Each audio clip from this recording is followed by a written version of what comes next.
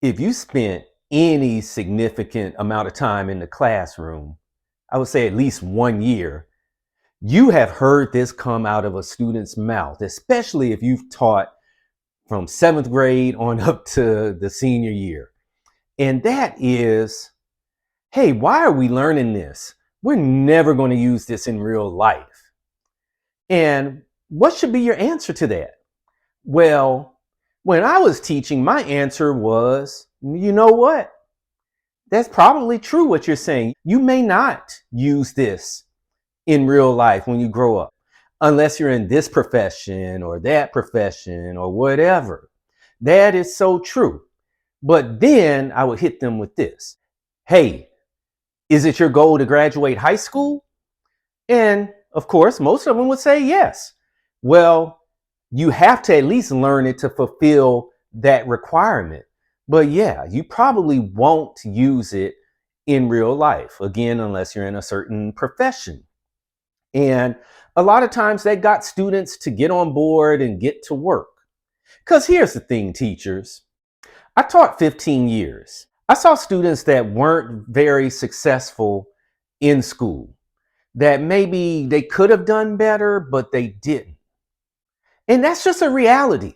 Of course, as teachers, we want to see students max out their potential academically, but not every student is going to do that. That's just the reality, boots on the ground, real world, in the classroom education.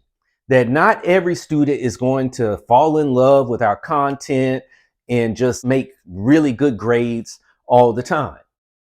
However, I do want to say this. Even if they're struggling in school, please do not hold that against them. Do not tell them they're going to be a failure because they don't want to sit there and do a geometry problem or understand the Pythagorean theorem, or they're having trouble understanding DNA and RNA. The majority of the students will be just fine.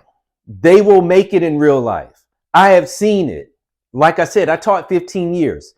I'm friends with a lot of students on social media, and they're making a living. They're being productive. They have families. They're taking care of their families.